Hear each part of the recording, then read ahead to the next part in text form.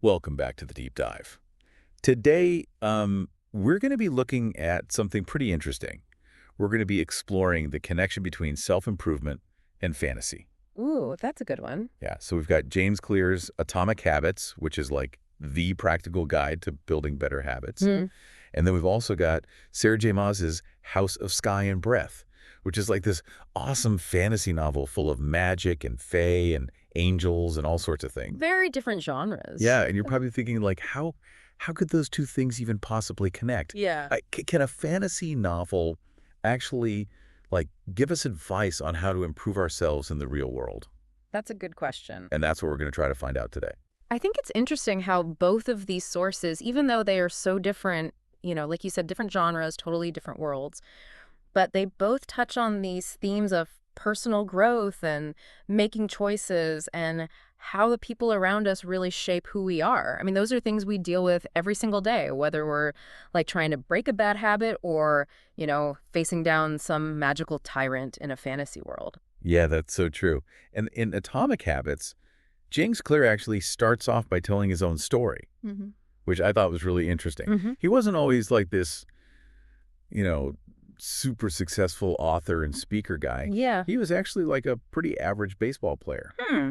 And he says that it was small changes, like tiny habits that completely turned things around for him, not just in sports, but like in academics too. I think one of Clear's most important points is that this idea of like tiny changes adding up over time, Yeah. that applies to our bad habits too. Totally. Like those little slip-ups, if we keep repeating them, they can like snowball into these huge problems. Sure. It's kind of like, those small course corrections that a pilot makes? A tiny adjustment that seems like nothing can mean the difference between landing in, New York or landing in London. Oh, that's like a really good way to think about it. Mm-hmm. It's so true that our daily choices, even the ones that seem small, Yeah, they can really lead to dramatically different outcomes in the long run. exactly. And we see that in the real world all the time. Like, think about the British cycling team. Oh, yeah. They went from being pretty average to completely dominating the Olympics and the Tour de France. They were crushing it. And their secret, just focusing on tiny 1% improvements in every single thing they did. So it's not about like some big overnight transformation. Sure. It's more like just those consistent small steps. Yeah. Which actually leads us to another cool concept from Atomic Habits, identity-based habits. It's not just about like doing something, it's about becoming someone. I love how Clear explains that. He uses this analogy of voting. Every time you do something, every time you repeat a habit, you're casting a vote for the kind of person you want to be. So if you want to like build a new identity, you've got to win the majority of those votes. Yeah. I love that analogy Yeah. because it makes it so clear that change isn't just about, checking off items on a to-do list. It's about shifting who we are at our core. Mm-hmm. So, and for all of our listeners out there, what identities are you currently voting for with your habits? Oh, good question. Are those the identities that you really want to embody? Something to think about. Now let's get into the science behind how habits actually form. Clear goes deep into this thing called the habit loop. Oh, yeah, the habit loop. It's a cycle. Cue, craving response, and reward. Understanding that loop is so crucial if we actually want to change our behavior. The craving part is always the one that gets me. Yeah. Can you talk more about that, like how our brains are wired to crave things? Yeah. Because sometimes it feels like our brains are totally working against us. Well, there's a reason for that. When we anticipate a reward, our brains release this neurochemical called dopamine. Dopamine. And it's basically the brain's way of saying, hey, this feels good, let's do it again. Uh-huh. So the bigger the reward we expect, the more dopamine gets released, and the stronger that urge to repeat the behavior becomes. So that explains why it's so hard to resist things like, all those super tempting foods. Oh, totally. All that sugar and salt and fat. Like, they're designed to be super rewarding to our brain. They're engineered for it. Like, we're practically programmed to crave them. Yeah, and that's why it's so important to understand this concept of environment design, which Claire talks a lot about in the book. Environment design? We need to make it easier to choose the good stuff and harder to choose the bad stuff. If you don't want to eat those cookies, don't even keep them in the house. It sounds so simple, but I know it makes a huge difference. It really does. And Clear gives this really interesting example of a study that they did at Massachusetts General Hospital. They wanted to see if they could influence people to choose healthier drinks just by changing the environment. Interesting. So they made bottled water like way easier to find.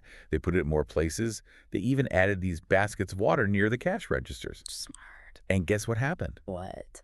Soda sales went down and bottled water sales went way up. Just by making it more visible. Yeah, just by like making the healthier choice more convenient. Wow. It's amazing how much our environment really shapes our choices without us even realizing it. It's true.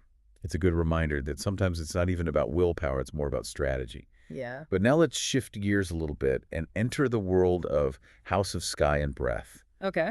So we meet Bryce Quinlan. She's half fae and half human, and she lives in this world ruled by these super powerful beings called the Astery, and they're pretty oppressive. Not the nicest. No, not really. So it's like a totally different world than, Atomic Habits.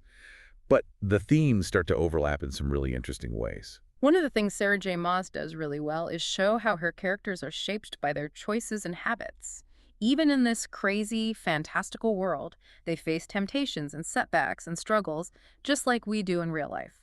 And like Bryce, for example, she inherits this royal title, but she really struggles with accepting it and all of the responsibilities that come with it. Mm-hmm. It's kind of like, when we procrastinate or avoid dealing with something difficult in our own lives. Yeah. Even for a powerful half-fae, stepping into a new identity can be seriously daunting. And I think a lot of us can relate to that struggle that Bryce is going through. It reminds us that even powerful beings can grapple with self-doubt and, no matter our circumstances, building a new identity takes courage. It really does.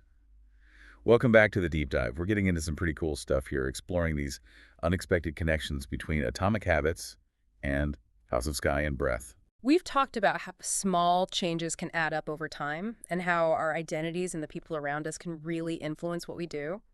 But let's dig a little deeper into how we can actually put these ideas into practice in our own lives. Yeah, let's get practical. So in Atomic Habits, James Clear talks about making good habits inevitable and bad habits impossible. Ooh, that sounds kind of like a superpower. Tell me more about that. It's all about setting ourselves up for success. Okay. Instead of just relying on willpower, which we all know can be pretty flimsy, Yeah. we can actually design our environment and our systems to make it easier to do the things that we want to do and harder to do the things we don't want to do. It's almost like you're removing the temptation altogether. Okay, so it's less about resisting and more about, like, outsmarting our bad habits. Exactly. And Clear talks about using something called commitment devices. Commitment devices. Yeah, it's basically like making choices in the present that lock in better behavior in the future. Okay, can you give me an example of that? Yeah, My brain always works better with concrete examples. sure. So let's say you want to save more money. You could set up an automatic transfer from your checking account to your savings account every single month. Like, You're basically taking the decision-making out of it completely. The money's gone before you even have a chance to spend it. ooh, that's sneaky and smart. I like it. No more relying on willpower to resist those impulse buys. Yeah, just make it automatic. Love it. And technology can be a huge help with this. You know those fitness trackers that remind you to move? Yeah. Or apps that block distracting websites? Oh, yeah. Or even smart home devices that can help you stick to your routines.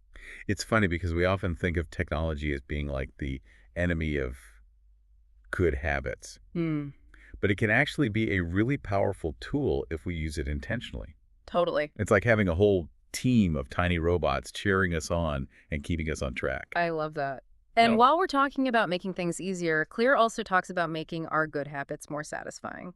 Because we're way more likely to stick with something if it feels good right now. Oh, absolutely. Like motivation needs fuel. And feeling good is like premium grade fuel. Exactly. And there's a reason for that. It's that dopamine again. Remember how we talked about how it motivates us to seek rewards? Yeah. Well, it also strengthens those connections in our brain that lead to those rewards. So the more satisfying a habit is, the more likely we are to repeat it. Okay, so how can we make our good habits feel more rewarding? Besides, like, showering ourselves with confetti every time we do something good. Confetti is always a good option, but Clear recommends something a little bit more practical: habit tracking. Habit tracking. It's a really simple way to kind of monitor your progress and give yourself a sense of accomplishment. Oh, you mean like using a journal or an app to like check off the days that you stick to your habit? Exactly. Seeing those check marks or those streaks can be surprisingly motivating. Oh, yeah. And it also helps you to identify those patterns in your behavior. Like, Yeah. are there certain days or times when you're more likely to succeed? Right. Or are there any triggers that cause you to slip up? I love that Right. because it's like turning your life into a science experiment, and you get to be both the scientist and the subject. Exactly. Plus, there's no hiding from the data. It really holds you accountable. Accountability is key. And speaking of accountability, both Atomic Habits and House of Sky and Breath actually emphasize how important it is to have a good support system. Oh, for sure. In House of Sky and Breath, Bryce relies so much on her found family, Hunt and Run, and all her other allies to help her get through those really tough times. Yeah, they're always there to pick her up when she falls and push her to be her best self. It really shows how important social connection is, especially when you're facing big challenges. Having people around you that support you makes it so much easier to build those good habits and break the bad ones. Clear actually suggests finding a group where your desired behavior is like the norm. Oh, interesting. So if you want to become a runner, join a running club. Makes sense. Surround yourself with people who get it, who understand the struggles, and can offer encouragement along the way. Yeah, it's like choosing your own personal cheerleading squad. I love that. And it really plays into our natural desire to belong and to kind of conform to those social norms. We're much more likely to adopt those behaviors that are valued by the groups that we identify with. It makes so much sense.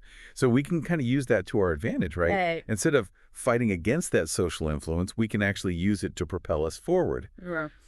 But of course, we have to choose our groups wisely. Yeah. Because if you surround yourself with people who have the same bad habits you're trying to break, it's probably not going to end well. Probably not. It's all about choosing an environment that really supports your goals. Now let's talk about a concept that plays a huge role in House of Sky and Breath, and that's sacrifice. Sacrifice. Bryce is constantly putting herself in danger to protect the people she loves and fight for what she believes in. She's fearless. But she also makes those really difficult choices. Constantly putting her own needs aside for the greater good. And that ties in with what Clear says about delaying gratification. Sometimes building those good habits or breaking those bad ones requires us to make some sacrifices. We might have to give up something that we enjoy in the short term for a much greater reward in the long run. Like when Bryce decides to infiltrate the Astries palace, even though it's incredibly dangerous. She's willing to risk everything because she believes that it's the right thing to do. It's a powerful reminder that real change often requires a lot of courage and commitment. Yeah. We have to be willing to step outside our comfort zones and make those difficult choices. It's not always easy, but as Bryce shows us, it can be so incredibly powerful. And Clear reminds us that we're playing the long game here. Building good habits and making meaningful changes take time. It takes effort. So patience is key. Patience is key. It's about embracing that process, focusing on those small improvements every single day, Yeah. and not getting discouraged when we don't see results right away. It's those 1% better choices that compound over time and lead to those extraordinary outcomes. Just like Bryce's small acts of rebellion against the Astray eventually spark a much larger movement.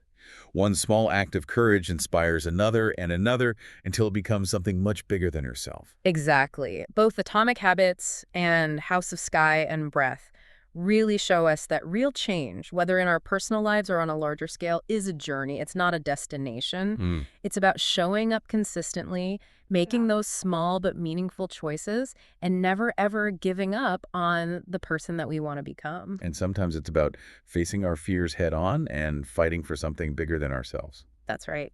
But before we wrap up part 2, I'm curious, what are some of the key takeaways that are really resonating with you so far? One of the most powerful messages I'm getting is that change is possible. It is. It's not always easy, but even when we feel stuck, we really do have the power to choose differently. We do. We can create the lives we want, even if it means making sacrifices and facing our fears and embracing, the messy, beautiful journey of growth and change. That's a great place to pause. We're going to take a quick break, but when we come back in part 3, we'll dive even deeper into these surprising links between Atomic Habits and House of Sky and Breath. So stay with us. Welcome back to the deep dive. We're wrapping up our exploration of Atomic Habits and House of Sky and Breath, and it's been so interesting to see how these two books that seem so different on the surface actually have so much to say about personal growth and the choices that we make. Yeah, and we've talked about all those practical ways to actually build better habits and how our environment and the people around us can play a big role, and even how we see those same concepts playing out in Bryce Quinlan's world. But House of Sky and Breath also brings up this whole idea of facing overwhelming odds. Oh, yeah. Bryce and her friends, They're up against this system that just seems impossible to beat. And it's kind of like when we're trying to break a really deep-rooted bad habit in our own lives. Oh, totally. It can feel like you're facing down this giant monster, but instead of claws and teeth, it's like our own ingrained patterns of behaviors that we're battling. It's true. So, like, how do we even begin to tackle something that feels that huge? I think that's where belief comes in. Belief. In Atomic Habits, James Clear talks about how important it is to actually believe that you can change. You have to trust the process, and most importantly, you have to trust yourself. And Bryce really embodies that, right? Even when everything seems completely hopeless, she never gives up. She just keeps fighting, even when it seems like the whole world is against her. Yeah, she's got that inspiring heroine energy. She does. And I think it reminds all of us that what we believe really does shape our reality. If we believe that we can change, we're so much more likely to put in the work to make it actually happen. But it's not just about like blind faith or anything, is it? No, definitely not. It's about taking action. Clear makes this point that action is actually what fuels belief. The more we act in alignment with the person we want to become, the stronger that belief gets. So it's like a cycle. The more you believe, the more you act, and the more you act, the more you believe. Exactly. It's like this positive feedback loop. I like that. Every little win, every step in the right direction, it reinforces our belief in ourselves and in our ability to reach our goals. And Bryce's story is full of those little wins, isn't it? Every time she stands up to the Askree or protects her friends, it's like she's adding another log to that fire of belief. And eventually that fire is strong enough to like burn down that whole corrupt system. I love that. And what's even more inspiring is that those small wins, they don't just affect Bryce. They also inspire other people to join her cause. Oh, that's true. So it becomes this collective movement that's fueled by shared belief and action. That's so powerful. It's like even when we feel alone in our struggles, our actions can have this ripple effect. We might be inspiring people without even realizing it. Absolutely. And both Atomic Habits and House of Sky and Breath really highlight how our choices have that ripple effect. Our habits and our actions don't just shape our own lives, they actually influence the world around us. That's a good point. And speaking of influence, there's another interesting theme that we see in both books. And it's like the danger of blindly following authority. Ooh, that's a big one, especially in Bryce's world. Mm-hmm. The Astriangers are all about control and demanding obedience, but Bryce and her friends are always questioning those rules. They're pushing back against that whole idea of blind conformity. Yeah, and in Atomic Habits, Clear actually cautions us against just accepting social norms without questioning them. Okay. He wants us to think critically about the habits and the beliefs we've inherited from our culture, and to be willing to challenge the ones that aren't really serving us anymore. So it's about taking ownership of our own choices. Yeah. And not just like going along with what everyone else is doing. Exactly. It's about realizing that true power comes from thinking for ourselves and making our own choices, even when it means, going against the grain or what everyone else is doing. And sometimes making those choices means being willing to sacrifice. Yeah. In Atomic Habits, Clear talks about delaying gratification, choosing those long-term rewards over that short-term pleasure. And we see that playing out so well in House of Sky and Breath. Bryce is constantly making sacrifices for the greater good. She puts her own needs aside to protect others and to fight for a better future. She chooses to endure, hardship and pain in the present because she believes in a future that's worth fighting for. It's a good reminder that real growth often involves making those tough choices and delaying gratification for something more meaningful. It's like those tiny course corrections we were talking about earlier. Sometimes they lead to some temporary discomfort, but ultimately they can put us on a totally different path, one that leads to something amazing. Exactly. And both of these books, even though they're so different, they leave us with a feeling of hope. Even when we're up against impossible odds, change is possible. Yeah. When we embrace the power of choice and belief and action, we can achieve incredible things. So if Bryce Quinlan was using Atomic Habits to level up her life, what do you think would be the first habit that she would work on? It's a good question. Well, she really struggles to accept those role responsibilities and to step into her full power. So I think she would probably start with a habit that reinforces that identity as a leader. Okay. Maybe like a daily ritual of practicing her powers or spending some dedicated time strategizing with her allies. Something that reminds her of her strength and her purpose. And that's a great question for all of us to think about too, right? Yeah. What is one small habit that we can start today that'll help us become the person that we want to be? That's a great question. And remember, even the tiniest changes, when we do them consistently, can lead to extraordinary results. So choose your habits wisely and watch your world transform. That is the perfect note to end on. Thank you so much for joining us for this deep dive into Atomic Habits and House of Sky and Breath. We hope you've enjoyed exploring these unexpected connections, and maybe you've even found a little inspiration to level up your own life. We'll see you next time on The Deep Dive.